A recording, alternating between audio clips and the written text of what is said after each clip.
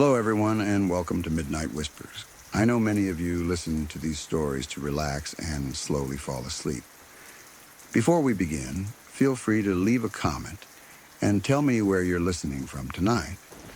If you enjoy these stories, please like the video and subscribe to the channel. Now, get comfortable, take a slow breath, and let's begin.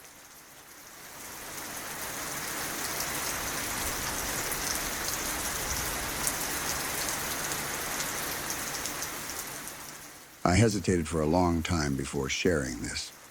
Even now, putting it into words feels heavy, like opening something that has been carefully tucked away for years.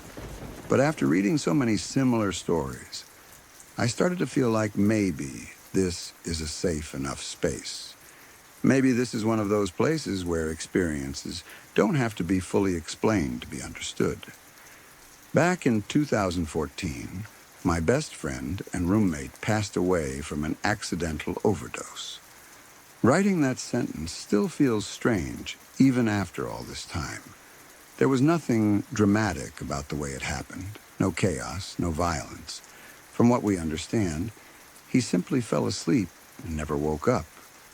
That quietness, that lack of struggle, somehow makes it harder to accept. There are a lot of strange and unsettling things surrounding the day he died, moments that don't quite fit together no matter how many times I replay them in my head. Out of all of them, this one stands out as the oddest. That day holds a lot of mystery for me. I am, as far as we know, the last person to see him alive that morning. I know I saw him. I am certain of that. We spoke. He was there. He was real. Nothing about that moment felt like a goodbye. There was no sense of finality, no instinct telling me something was wrong. It was just another morning, ordinary in the way mornings usually are when you live with someone. You don't memorize details. You don't study their face. You assume you'll see them again later. We didn't find him until that evening. By the time we did, it was obvious he had been gone for a while. Rigor mortis had already set in. That image alone is something that never truly leaves you. There is a specific kind of shock that comes from seeing someone you love like that, from realizing that time has passed without you knowing, that life continued normally for hours while death was already there, silent and unmoving. Someone called 911. I don't even remember clearly who made the call. That part is blurry, like my brain decided it didn't need to keep those details. Emergency responders arrived. They did what they had to do. There were questions, procedures, paperwork. Eventually, the coroner took him away. Watching that happen felt unreal, like I was observing someone else's life from the outside. It didn't feel possible that this was actually happening to us. After that, my uncle came to pick me up. He drove my then significant other and me to my family's apartment, about an hour away. I remember the car ride vividly, but not for comforting reasons. It was not a quiet, supportive drive. It was loud, judgmental, and painful in a completely different way. I don't know how familiar you are with Middle Eastern families, but empathy is not always their strongest trait, especially when drugs are involved. There was very little softness in the conversation. Instead of space to grieve, I got lectures, accusations, disappointment wrapped in anger. It felt like being emotionally stripped down when I was already raw and exposed. I sat there numb, staring out the window while being told, in not-so-gentle ways, how this situation reflected poorly on me, on choices, on morality. By the time we arrived at the apartment, I felt hollow, exhausted, drained in a way sleep couldn't fix. My partner and I went out onto the balcony to smoke some weed, not to escape what had happened, but just to slow everything down for a moment, to breathe, to calm our nerves enough that we wouldn't fall apart completely. We cried out there quietly, trying not to draw attention. Everything felt fragile. Every thought felt like it could tip me over the edge. At some point, through tears, I asked her if she wanted some water. She said yes. It was such a normal question, such a simple act. But it grounded me for a second. It gave me something to do. A small task in the middle of emotional chaos. I walked into the kitchen and opened the fridge. The lighting, the angle, the moment, it all felt strangely cinematic, like something out of a movie. When you open the fridge door, you can't see what's on the other side of it. Your view is blocked completely. You're focused on the shelves, the cold air, the mundane task of grabbing a glass and filling it with water. I poured the water, still crying, still overwhelmed. Then I closed the fridge door, and there he was. For a split second, my best friend, who had died earlier that day, was standing right next to me. It wasn't vague. It wasn't a shadow or a blur. It wasn't something I had to convince myself I saw. He was there, clearly, unmistakably. He was wearing clothes I remembered him wearing years earlier, not recently, but from a different time in our lives. His face looked the way it had before the horrible car accident he'd been in 7 years before his death. The scars were gone. The damage was gone. He looked whole. He looked like himself again. It lasted no more than a moment. A heartbeat, maybe less, then he was gone. There was no sound, no words spoken, no movement. Just the image, sudden and complete. And then nothing. I stood there frozen, gripping the glass of water, my heart pounding so hard I thought I might drop it. I didn't scream. I didn't run. I didn't call for my partner.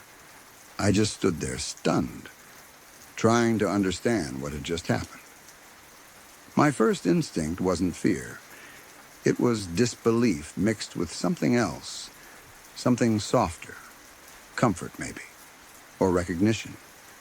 It felt like my brain was trying to catch up to an experience it wasn't prepared to process. I brought the water back to the balcony, my hands shaking. I don't remember if I told her right away or if I kept it to myself at first. That part is fuzzy. Trauma has a way of blurring timelines. What I do know is that the image never left me. Over the years, I've gone back to that moment countless times. I've questioned it from every angle. Was it stress, grief, shock? My mind trying to protect me by giving me something familiar, something comforting? I've read about grief hallucinations, about how common it is to see or hear loved ones shortly after they pass. And maybe that's what it was. But even if it was, it doesn't make it feel any less meaningful. That image of him, standing there whole and familiar, is something I still hold on to. Not in a way that traps me in the past, but in a way that reminds me why things matter. Why connection matters. Why love matters. Why I try to live the way I do now. It reminds me that the version of him I saw wasn't defined by addiction or accidents or pain. It was him as he was before everything went wrong, before life carved its scars into him, before he became someone people judged instead of understood. After reading the stories shared by others, stories of presence and moments and unexplainable encounters, I feel less alone in this experience. It makes me feel like maybe these moments exist in a space that logic can't fully reach, a space where love and memory and loss overlap. I don't claim to know what happens when we die. I don't pretend to have answers about the afterlife or spirits or anything beyond what we can see. But I do know that moment changed me. It gave me something to carry forward instead of just pain. I hope, when my time comes, that I see him again. And others too. Not because I'm afraid of dying, but because the idea of reunion feels peaceful. Like a continuation instead of an ending. That split second in the kitchen didn't erase my grief. It didn't fix the loss, but it gave me something else alongside the sadness, a reminder that maybe death isn't just absence. Maybe sometimes it's a brief presence, showing up when you least expect it. Just long enough to say, without words, that things aren't as simple or as final as they seem.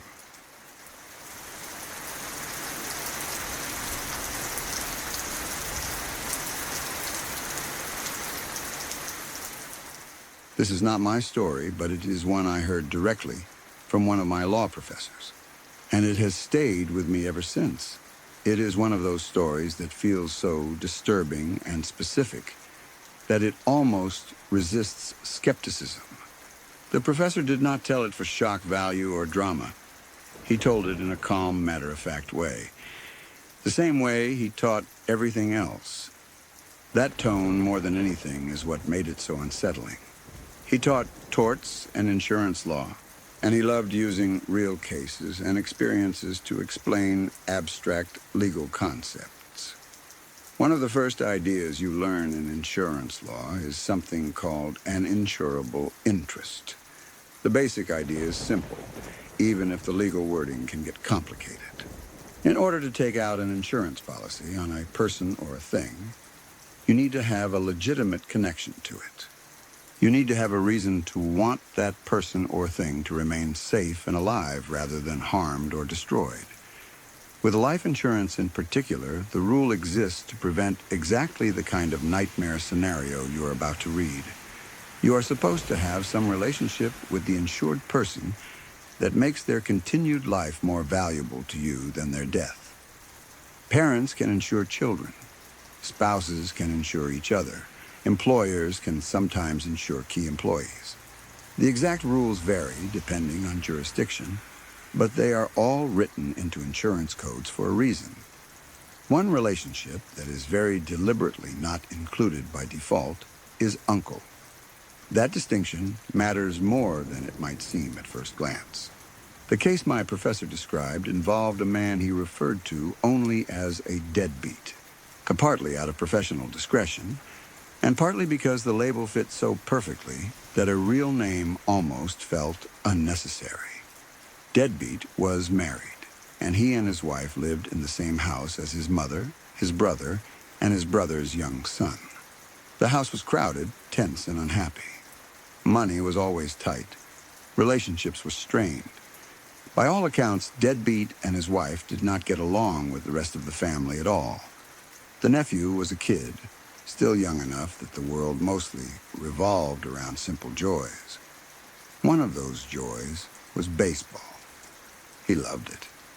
He played whenever he could, talked about it constantly, and carried baseballs around with him the way some kids carry stuffed animals.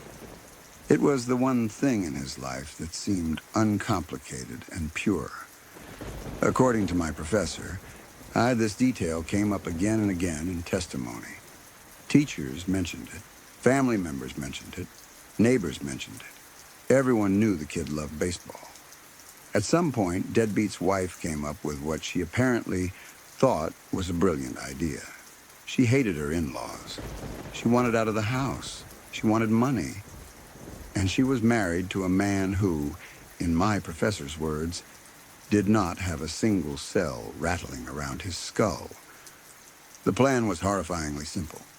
Deadbeat went to a local insurance agent, someone who knew the family. That detail mattered later. He took out a life insurance policy on his nephew, naming himself as the beneficiary.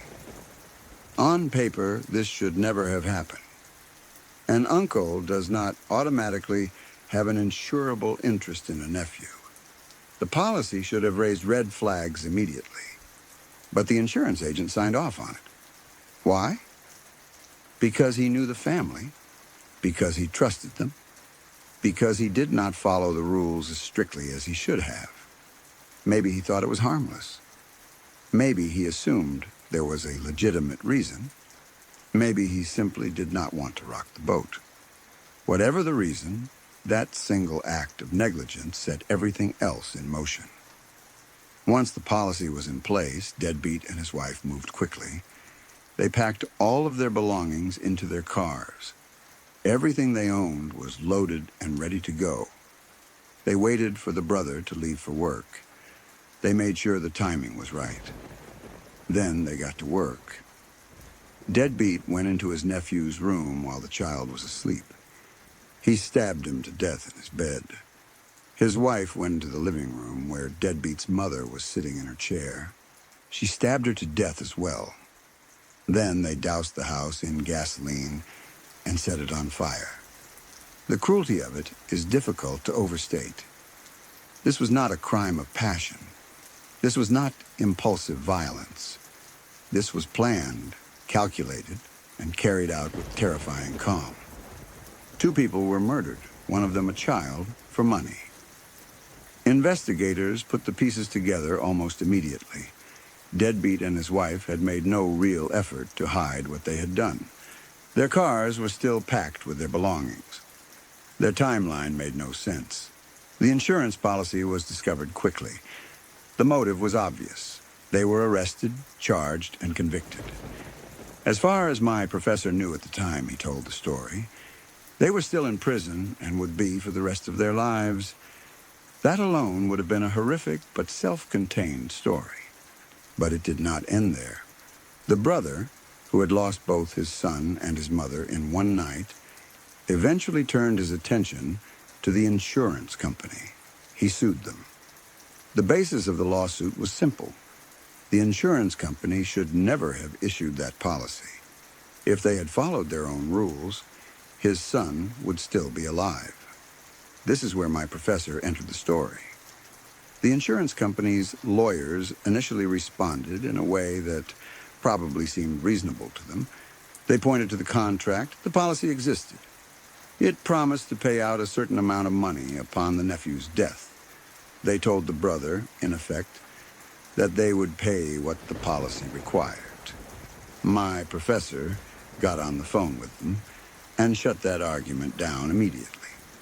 He told them very calmly that they were not suing under the contract. They were suing in negligence. The contract was irrelevant. The issue was that the insurance company had failed in its duty to follow the law and its own underwriting standards. That failure had directly resulted in a child's death. Then he said something that stuck with me even as a student hearing it secondhand. He told them they were not interested in X dollars. They wanted all of their money. Negotiations did not drag on for years the way high-stakes legal battles often do. They still took months because nothing in the legal world moves quickly. But by comparison, it was a short process. The insurance company understood very quickly how bad this looked. They understood what a jury would do with the story. They understood that no amount of clever legal maneuvering would make them look like the good guys. Eventually, a settlement was reached. That is where the legal portion of the story ends. What came next is the part my professor did not have to tell us. It had nothing to do with torts or insurance law. He told it anyway. One evening, while the negotiations were still ongoing, my professor went out for a walk. He liked to walk at night to clear his head, especially when he was dealing with emotionally heavy cases. He was on the phone with the insurance company's lawyer, discussing final details. The conversation ended, and he hung up.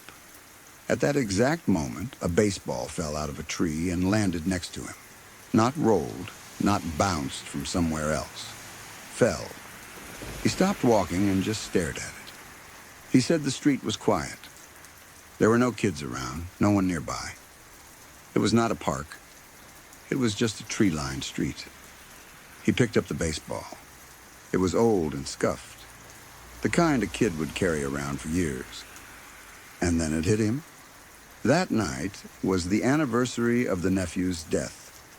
He told us he stood there for a long time holding that baseball. He was not a particularly religious man. He did not describe himself as spiritual.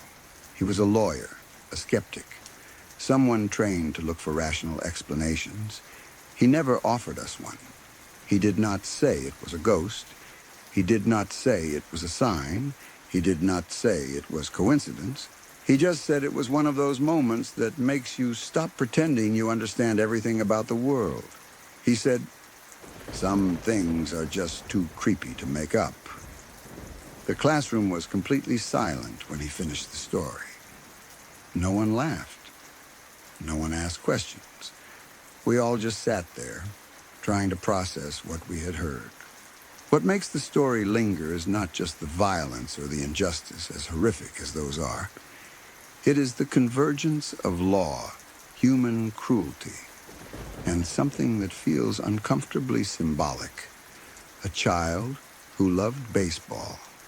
A system designed to protect life being used as a weapon. A man fighting for justice through the law. And then, on the exact anniversary of a child's murder, a baseball falling from a tree at the precise moment a conversation about accountability ends. You can explain each part on its own. Negligence happens, crimes happen, coincidences happen. But taken together, the story feels heavy in a way that is hard to dismiss. My professor never brought it up again. He did not turn it into a running example. He did not reference it on exams. It was a single story, told once and then set aside. But it stayed with me. It made me think about how thin the line is between systems meant to protect us and the harm that can occur when those systems fail. It made me think about responsibility, not just legal responsibility, but moral responsibility. And it made me think about the ways grief and justice sometimes intersect with moments that feel almost watched. Whether you believe that baseball falling was a sign, a coincidence, or something else entirely, probably depends on what you already believe about the world. The story does not demand belief. It just sits there, uncomfortable and unresolved. And maybe that is the point. Some stories do not exist to be explained. They exist to remind us that even in fields built on rules, logic, and precedent, there are moments that slip through our frameworks, moments that feel like the past refusing to stay silent. Moments that make you look at an ordinary object like a baseball on the sidewalk and feel something you cannot quite name.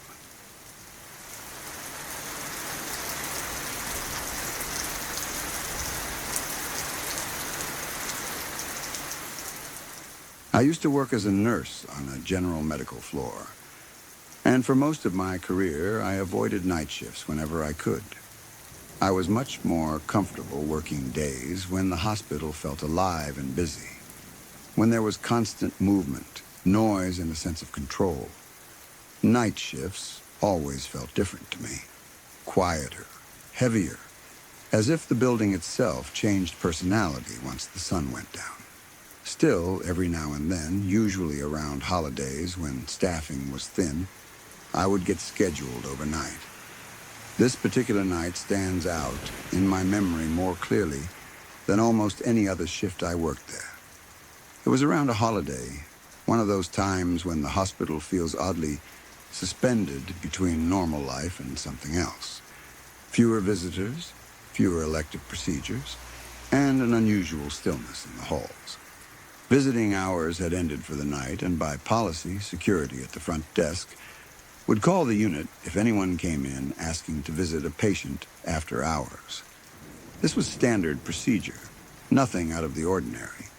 Sometime around 1 a.m., a patient on our floor who had been receiving hospice care passed away.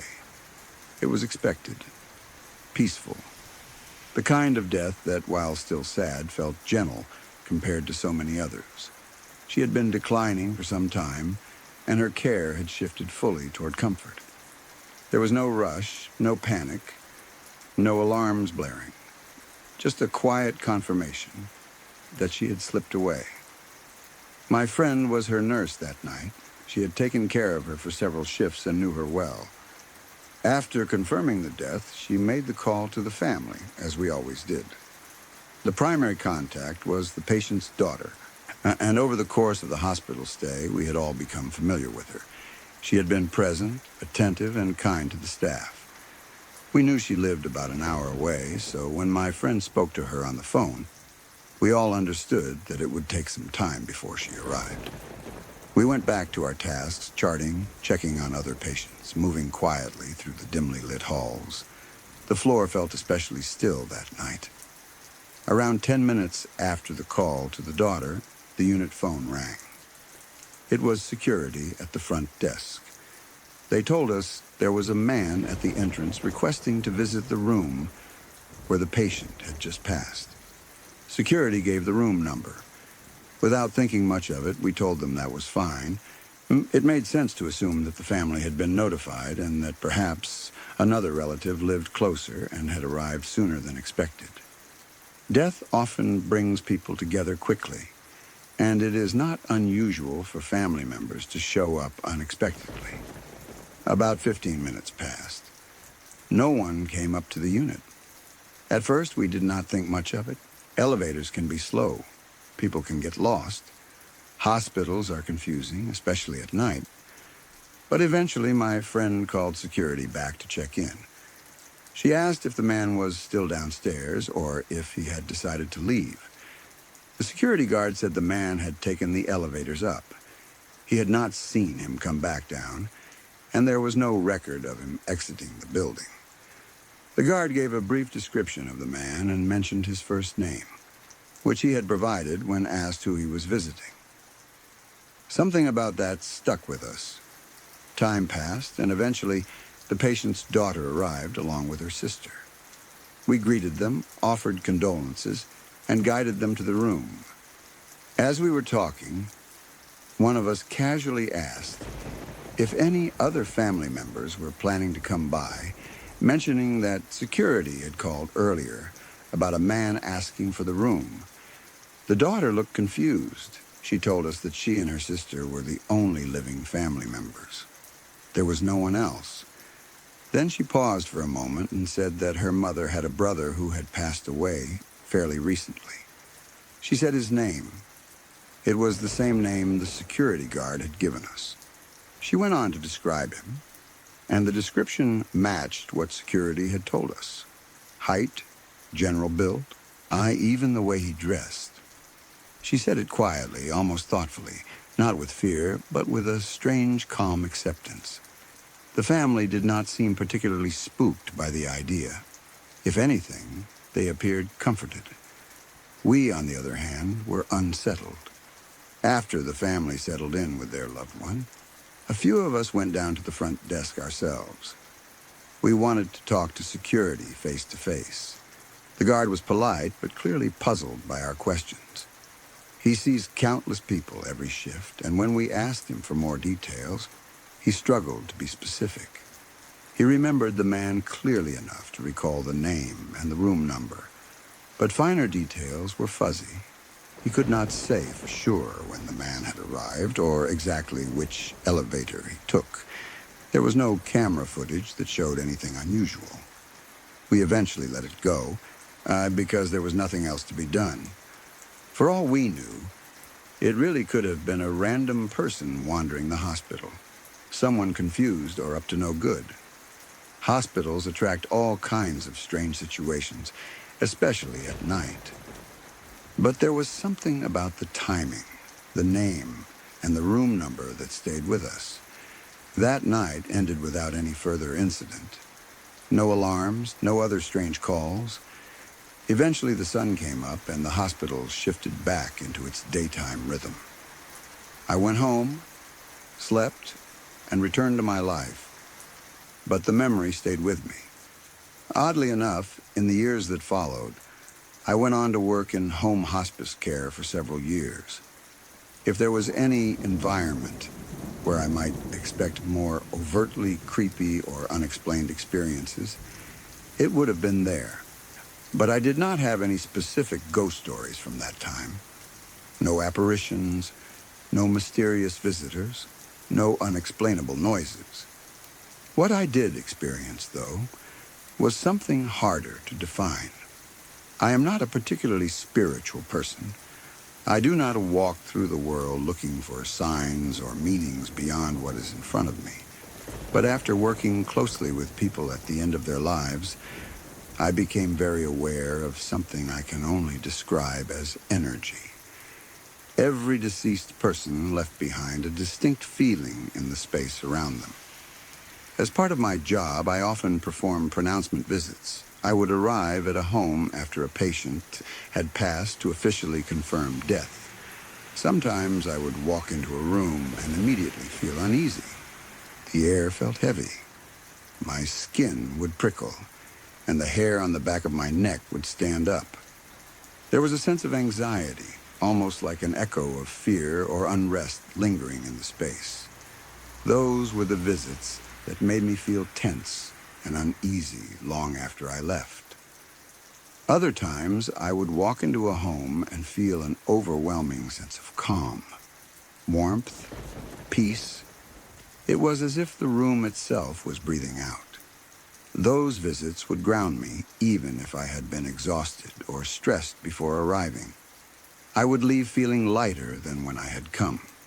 What struck me most was that I could never predict which experience I would have. There was no pattern based on age, illness, family dynamics, or how the person had died. Each individual left behind something unique, something that could not be measured or explained, but was undeniably present. I do not know what any of it means. I am careful not to assign certainty where there is none. Maybe it is psychological. Maybe it is the result of empathy, grief, and the human mind trying to process loss. Maybe it is something else entirely. All I know is that working so closely with death changed the way I understand people. Even after life ends, there is something about each person that lingers, if only briefly. Whether that is memory, energy, emotion, or something we do not yet have language for, I cannot say. That night, on the medical floor, remains one of the few moments where those ideas collided so clearly with something tangible. A name, a room number, a man who appeared and then vanished without explanation.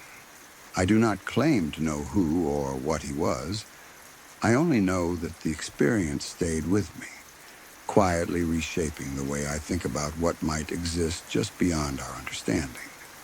And maybe that uncertainty is enough. Sorry to interrupt for just a moment. If you're new here, consider subscribing to Midnight Whispers for daily true horror stories that stay with you long after they're told, quietly unsettling and meant for the late hours. You can also turn on notifications so you're always here when a new story arrives and the night begins to stir again. Now, let's continue. I'm a nurse, and because of the kind of work I do, I've seen and experienced things that most people never will. Over the years, I've grown used to strange moments, especially during night shifts. I often catch things out of the corner of my eye, shapes or movements in my peripheral vision that disappear the moment I try to look directly at them. I've learned to ignore most of it. When you work nights, your brain gets tired, lighting is poor, and hospitals have a way of playing tricks on your senses. I usually brush those moments off without much thought. But there was one night that still stands out to me even now, not because of something I saw in passing, but because of something that happened right in front of us, something that had no easy explanation. It was the kind of experience that makes you stop joking and start paying attention. It happened during a night duty shift. The ward was quiet, the kind of quiet that only happens in hospitals late at night when most patients are finally asleep. The lights were dimmed, machines hummed softly, and footsteps echoed more than usual because there were so few people moving around. At that point in the shift, things had settled into a calm routine. I was sitting in the office, which was located on the men's end of the ward. I was working on care plans, trying to get paperwork done while I had the chance. Paperwork is endless in nursing, and night shifts are often the only time you can catch up without constant interruptions. The office door was open, and from where I sat, I could hear and see into the communal area outside. We had a female nursing assistant stationed outside the office in that communal area. Her role was to keep an ear out for any of the male patients in case they needed assistance during the night. At that moment, though, everything was still. All the patients had been checked recently and were sleeping soundly. There were no call bells, no alarms, nothing urgent going on. I was focused on my work when I heard coughing. At first, it didn't register as anything important. People cough all the time. Staff cough, patients cough. It's a hospital. It was just a normal sound, and I barely reacted. I assumed it was the nursing assistant sitting outside. I kept writing. A short while later, I heard coughing again. This time, it was more noticeable. It sounded harsher, deeper, and more persistent. It wasn't just a small throat-clearing cough. It sounded like someone was struggling, like the kind of cough that makes you pause and think something might be wrong. I stopped what I was doing and listened more carefully. The coughing continued for a moment, then stopped. My first thought was concern. I remember thinking, that sounds bad. I'd better go and check on her. Even though she was staff, not a patient, it's instinct to check when someone sounds unwell, especially on a night shift when there's no one else around. I stood up and walked toward the office doorway, already forming words in my head, planning to ask her if she was okay. That's when I saw her. She was standing in the doorway at the exact same moment, looking just as concerned as I felt. We nearly bumped into each other. For a split second, we both froze, confused by the timing. She looked at me and said she had heard the coughing and thought it was me. She had come to check on me because she thought I was the one who sounded unwell. I told her I thought it was her coughing and that I had come to check on her. We both stopped talking and just looked at each other. The cough we had both heard was clearly a female cough. There was no mistaking that. It didn't sound like any of the male patients we were caring for. It also hadn't sounded distant or faint. It had sounded close, like it was coming from right there in the ward. But it wasn't either of us. That realization settled in slowly, and with it came an uneasy feeling. Not fear exactly, but confusion mixed with something uncomfortable. We both stood there for a moment, replaying the sounds in our heads, trying to make sense of it. Being professionals, we did the logical thing first. We decided to check on the patients. We went down the men's end of the ward together, quietly moving from bed to bed. Each patient was asleep. Breathing was steady. No one was coughing. No one was stirring. The room was calm, almost too calm, as if nothing unusual had happened at all. Even though we didn't find anything, we weren't satisfied. The sound had been real. We had both heard it clearly. So we decided to check the women's end of the ward as well. There was another nursing assistant assigned there that night, also female. We walked down to the women's section and asked her if she had heard any coughing. She said she hadn't noticed anything out of the ordinary. Still, to be thorough, we checked on all the women patients anyway. Every single one of them was asleep. No signs of distress, no coughing. Nothing that explained what we had heard. At that point, there was no obvious answer. No patient, no staff member, no medical reason we could point to. But the ward was quiet, and nothing else seemed wrong. So we decided to return to the office and carry on with our duties. As we walked back, the atmosphere felt slightly different. It's hard to explain. Nothing had changed physically, but there was a tension in the air, a sense that something didn't quite add up. Still, neither of us wanted to make a big deal out of it. When you work nights, you don't want to scare yourself unnecessarily. Back in the office, I tried to lighten the mood, half joking, half trying to reassure myself. I said something along the lines of, well, it wasn't any of the patients. It wasn't me, and it wasn't you. So I guess it must have been a ghost. I expected her to laugh it off completely. She did laugh, but her response stuck with me. She said, no, if it had been a ghost, the hair on my arms would have stood up. She said it casually, like she was stating a rule of the universe, something she genuinely believed. The moment she finished that sentence, something happened that wiped the smile off both of our faces instantly. On the desk in the office was the duty checklist. It was nothing special, just a few sheets of paper stapled together, the kind of thing every ward has. It had been lying flat on the desk, completely still. The window in the office was closed. There were no fans running. No doors had opened or closed. There was no breeze or draft that could explain what happened next. Without warning, that checklist flew across the office. It didn't slide. It didn't slowly move. It flew, lifted off the desk, and shot across the room directly toward her, landing near where she was standing in the doorway. For a second, neither of us reacted. It was like our brains refused to process what we had just seen. Then we both looked at the desk, then at the checklist on the floor, then at each other. There was no explanation. None at all. The air felt heavy, thick, charged. The joking atmosphere vanished instantly. My heart was pounding, and I could feel a rush of adrenaline spreading through my body. I became acutely aware of every sound, every shadow, every tiny movement in the room. And then it happened. The hair on our arms stood up, not gradually, not maybe. It was immediate and undeniable. Goosebumps ran up my arms and neck, and I could see the same thing happening to her. She looked down at her arms and then back at me, her eyes wide. Neither of us laughed. Neither of us spoke right away. There were two witnesses to what happened. Two trained medical professionals, fully awake, not under the influence of anything, standing in a closed room with no environmental factors that could explain it. We both saw the same thing. We both felt the same physical reaction.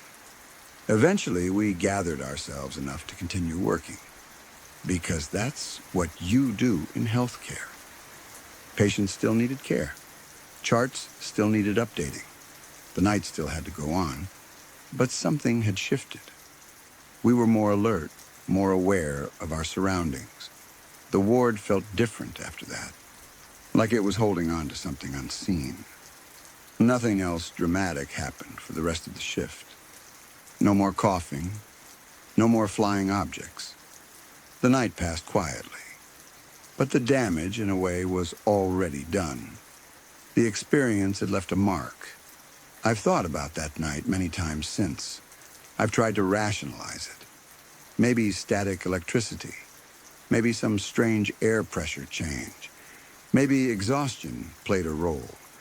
But no explanation ever fully satisfies me, especially when I remember how forcefully that checklist moved and how immediate our physical reactions were.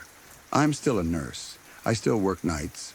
I still see things in my peripheral vision sometimes. Most of the time, I ignore it and move on. But that night taught me something important. There are moments you can't easily explain away. Moments that don't fit neatly into logic or science, even if you believe strongly in both. Moments where something happens in a shared space, witnessed by more than one person, leaving no room for imagination or misinterpretation. Think of it what you will. Call it coincidence. Call it stress. Call it something psychological. I won't tell anyone what to believe. All I know is that night changed how I feel about certain things. It made me more cautious about laughing things off too quickly. It reminded me that hospitals hold more than just the living. They hold stories, emotions, endings, and maybe things we don't fully understand. And I know for certain that the hair on our arms didn't stand up for no reason.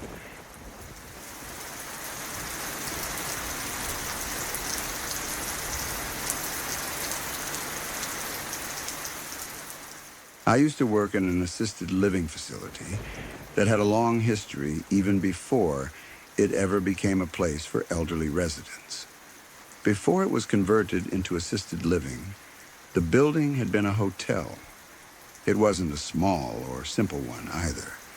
It was one of those older hotels that had clearly been designed to impress people in its time, with large open spaces, high ceilings, and a layout that didn't quite match modern buildings. You could feel that it had lived many lives before becoming what it was when I worked there. One of the biggest spaces in the building was the dining hall.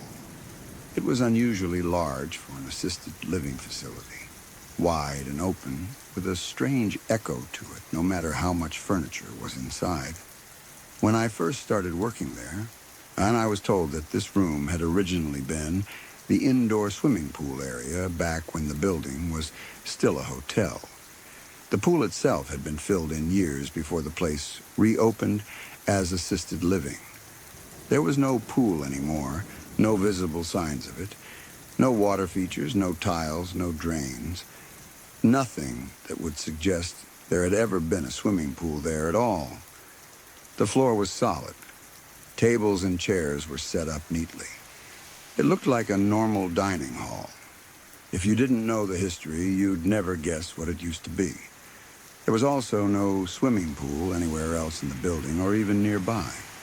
No outdoor pool, no recreation area with water. Nothing that could realistically be mistaken for one. The residents didn't have access to anything like that, and neither did the staff. It simply didn't exist anymore. Most days and nights were uneventful. Assisted living facilities have their own rhythm. Things move slowly. Routines are predictable. Meals, medications, quiet time, bedtime. You get used to the sounds of the place, the way it creaks, the way voices carry down hallways, the hum of lights and distant televisions. Over time, you stop noticing most of it. But there were moments that didn't fit into that rhythm at all. On several different nights, one particular female resident would come up to us clearly upset. She suffered from dementia. And while that explained some things, it didn't explain everything. Dementia doesn't erase consistency. And this woman was very consistent in what she complained about. She would approach staff, sometimes agitated, sometimes genuinely distressed, and tell us that there were kids being too loud. She'd say they were running around, splashing, laughing, making noise near the swimming pool. She would describe it as if it was happening right then and there. Not as a memory, not as a dream, but as something she was actively hearing. At first, we assumed it was confusion. Dementia can cause people to mix memories with the present, and it wasn't uncommon for residents to talk about things that no longer existed, or people from their past. We tried to reassure her gently. We'd tell her there were no children there, no swimming pool, that everything was quiet and safe. Sometimes that calmed her down. Other times, she would insist that she could still hear them, that they were being loud and disruptive.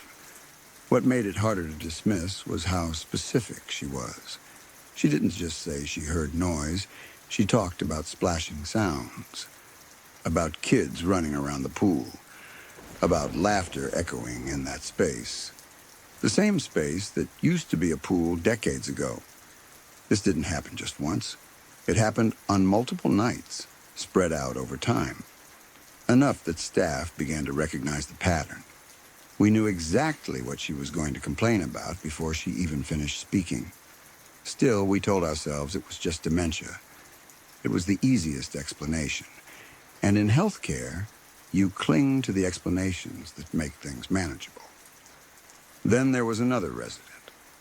This second female resident lived upstairs, directly above the dining hall. Her room was positioned almost perfectly over what had once been the pool area. She did not have dementia, at least not to the same extent. She was mentally sharper, more aware, and generally oriented to her surroundings. On different occasions, she would complain about noise coming from below her room. She would call staff or stop us in the hallway and ask why there were children making so much noise late at night. She specifically mentioned kids playing around a swimming pool, splashing water, running, and yelling. When she said it the first time, it caught our attention. We explained politely that there were no children in the building and no swimming pool. She looked confused and frustrated. She insisted she could hear them clearly. She said it sounded like children having fun in a pool, like a group of kids who didn't want to settle down. This wasn't a one-off comment either. She brought it up more than once. Not every night, not constantly, but often enough that it became unsettling. The descriptions she gave were eerily similar to what the first resident said. Even though the two women didn't talk to each other about these things, they lived on different floors, had different routines, and experienced the sounds from different physical locations in the building. Staff would check the dining hall when these complaints came in. Every time it was empty, lights off, chairs neatly arranged, no water, no noise, just silence and that strange echo the room always had. We checked hallways, we checked exits, we checked outside the building. Nothing. There were no kids sneaking in, no nearby playgrounds, no events, no explanations that made sense. Eventually, these complaints became something we talked about quietly among ourselves. Not in front of residents, not officially, but in passing conversations during shifts. And people would say things like, "She complained about the pool again last night," or "The lady upstairs heard the kids again." No one could explain it. We all knew the building's history, but knowing it didn't make the situation any easier to dismiss.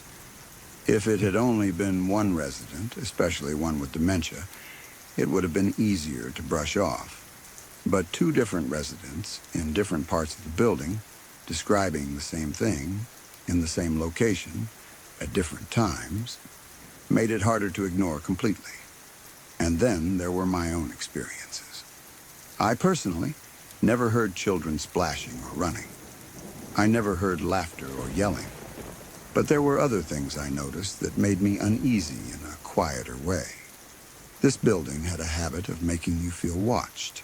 Well, there were many times when I was walking down a hallway or standing in the dining hall or working at a station when I would get the distinct sensation that someone was right behind me. Not a vague feeling, but that instinctive awareness you get when someone steps into your personal space. You know the feeling, the one that makes you turn around automatically because you're sure someone is there. And every time, when I turned around, there was no one, no residents, no staff, no movement, just empty space. It happened often enough that I noticed it as a pattern. I'd hear footsteps behind me, slow and deliberate, matching my pace. I'd feel the presence close, like someone about to speak or tap me on the shoulder. Then I'd turn, expecting to see someone, and the hallway would be completely empty. At first, I laughed it off. Old buildings make noise, pipes shift, floors creak. Your brain fills in gaps when you're tired. I told myself that over and over, but the sensation felt too personal to be just sound. It felt like someone walking right up behind me, close enough that I could almost feel breath, even though there was nothing there. I joked about it once, saying the building must have a sense of humor. Laughing helped keep it light. If you don't laugh, you start thinking too much. Over time, I began to notice that these feelings happened most often near the dining hall. The same place where residents complained about the pool. The same place that used to be something completely different in another lifetime of the building. I never felt scared, exactly. It wasn't a threatening feeling. It was more like being startled repeatedly by something that never revealed itself. Like turning around to catch someone staring at you, only to find an empty room. Eventually, I left that job like many people do. Life moved on. New work, new buildings, new routines. But those memories stayed with me. When I think back on it now, I still don't have a clear explanation. Dementia explains some of it, but not all of it. Coincidence explains some of it, but again, not everything. Old buildings explain creaks and sounds, but not shared, specific descriptions from different people in different places. What sticks with me the most isn't fear. It's the certainty the residents had when they complained. They weren't vague. They weren't confused in their tone. They were annoyed, like anyone would be if kids were being loud late at night near their room. They weren't describing something abstract. They were reacting to something they believed they were actively hearing. I don't claim that it was ghosts or some kind of paranormal replay of the past. I don't have proof of that. And I'm not someone who jumps to supernatural explanations easily. But I also can't pretend that it was nothing. Too many pieces line up too neatly to completely ignore. Maybe places really do hold on to memories. Maybe spaces remember what they used to be, even when everything physical has changed. Or maybe the human brain is more sensitive to history and environment than we understand, especially in people whose minds are already vulnerable. All I know is that building never felt empty, even when it was quiet. It always felt like something lingered just out of sight, just out of reach. And every time I think about those residents complaining about children splashing in a pool that no longer existed, I get that same strange feeling I used to get there. Like someone is walking up behind me, and when I turn around, there's nothing there at all. If you're still here, then these stories didn't simply fade away. They settled in. Every story you heard tonight came from real moments, real people, and real situations where something felt off or nearly went wrong. If you want to keep exploring stories that linger in your thoughts long after the night grows quiet, consider subscribing to Midnight Whispers. There are more stories waiting in the dark, and not all of them let you leave in time.